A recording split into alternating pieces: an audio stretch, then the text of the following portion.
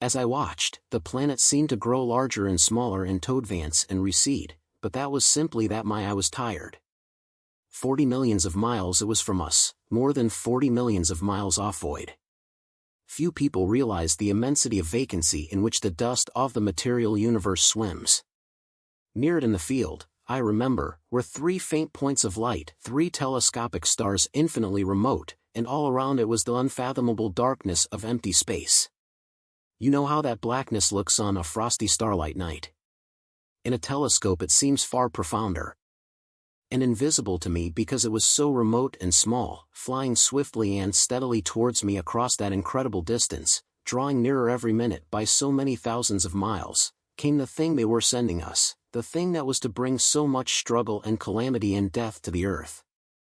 I never dreamed of it then as I watched, no one on Earth dreamed of that unerring missile. That night, too, there was another jetting out of gas from the distant planet. I saw it. A reddish flash at the edge, the slightest projection off the outline just as the chronometer struck midnight, and at that I told Ogilvy and he took my place. The night was warm and I was thirsty, and I went stretching my legs clumsily and feeling my way in the darkness, to the little table where the siphon stood, while Ogilvy exclaimed at the streamer of gas that came out towards us. That night another invisible missile started on its way to the Earth from Mars, just a second or so under 24 hours after the first one. I remember how I sat on the table there in the blackness, with patches of green and crimson swimming before my eyes. I wished I had a light to smoke by, little suspecting the meaning of the minute gleam I had seen and all that it would presently bring me. Ogilvy watched till 1, and then gave it up, and we lit the lantern and walked over to his house. Down below in the darkness were Ottershaw and Chertsey and all their hundreds of people, sleeping in peace. He was full of speculation that night about the condition of Mars, and scoffed at the vulgar idea of its having inhabitants who were signaling us. His idea was that meteorites might be falling in a heavy shower upon the planet, or that a huge volcanic explosion was in progress. He pointed out to me how unlikely it was that organic evolution had taken the same direction in the 2 adjacent planets. The chances against anything man-like on Mars are 1,000,000 to 1, he said. Hundreds of observers saw the flame that night and the night after about midnight, and again the night after, and so for 10 nights, a flame each night. Why the shots ceased after the 10th no one on Earth has attempted to explain. It may be the gases of the firing caused the Martians inconvenience. Dense clouds of smoke or dust, visible through a powerful telescope on Earth as little gray, fluctuating patches, spread through the clearness of the planet's atmosphere and obscured its more familiar features. Even the daily papers woke up to the disturbances at last, and popular notes appeared here, there, and everywhere concerning the volcanoes upon Mars. The seriocomic periodical _punch_, I remember, made a happy use of it in the political cartoon. And, all unsuspected, those missiles the Martians had fired at us drew earthward, rushing now at a pace of many miles a second through the empty gulf of space, hour by hour and day by day, nearer and nearer. It seems to me now almost incredibly wonderful that, with that swift fate hanging over us, men could go about their petty concerns as they did. I remember how jubilant Markham was at securing a new photograph of the planet for the illustrated paper he edited in those days. People in these latter times scarcely realized the abundance and enterprise of our 19th century papers. For my own part, I was much occupied in learning to ride the bicycle, and busy upon a series of papers discussing the probable developments of moral ideas as civilization progressed. One night, the first missile then could scarcely have been 10 million miles away. I went for a walk with my wife. It was starlight and I explained the signs of the zodiac to her, and pointed out Mars, a bright dot of light creeping zenithward, towards which so many telescopes were pointed. It was a warm night. Coming home, a party of excursionists from Chertsey or Isleworth passed us singing and playing music. There were lights in the upper windows of the houses as the people went to bed. From the railway station in the distance came the sound of shunting trains, ringing and rumbling, softened almost into melody by the distance. My wife pointed out to me the brightness of their green and yellow signal lights hanging in a framework against the sky. It seemed so safe and tranquil. 2. The falling star. Then came the night of the first falling star. It was seen early in the morning, rushing over Winchester eastward, a line of flame high in the atmosphere.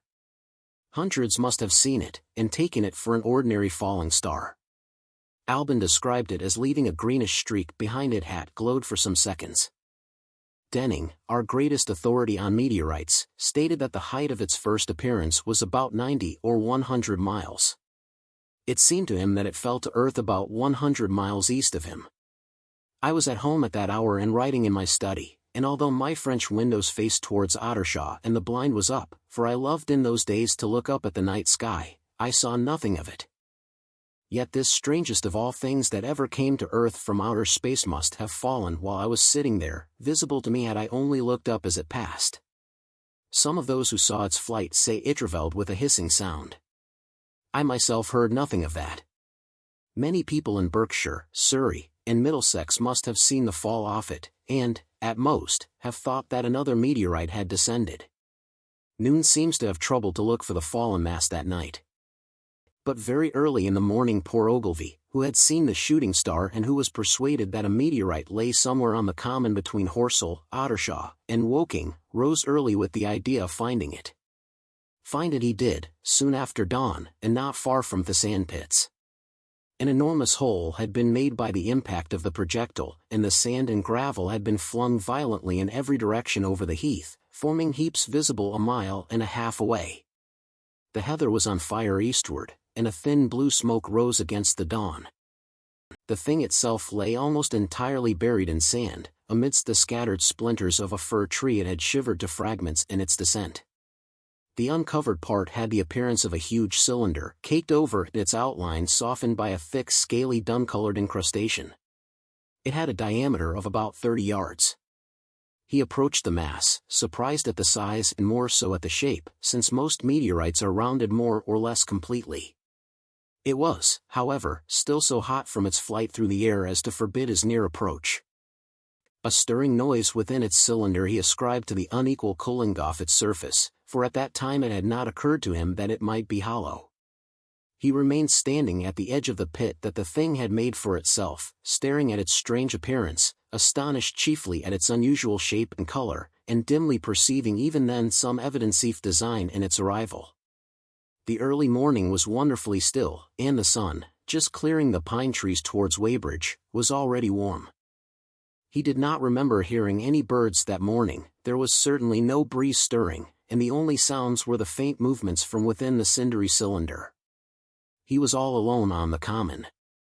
Then suddenly he noticed with a start that some of the grey clinker, the ashy incrustation that covered the meteorite, was falling off the circular edge of the end. It was dropping off in flakes and raining down upon the sand. A large piece suddenly came off and fell with a sharp noise that brought his heart into his mouth.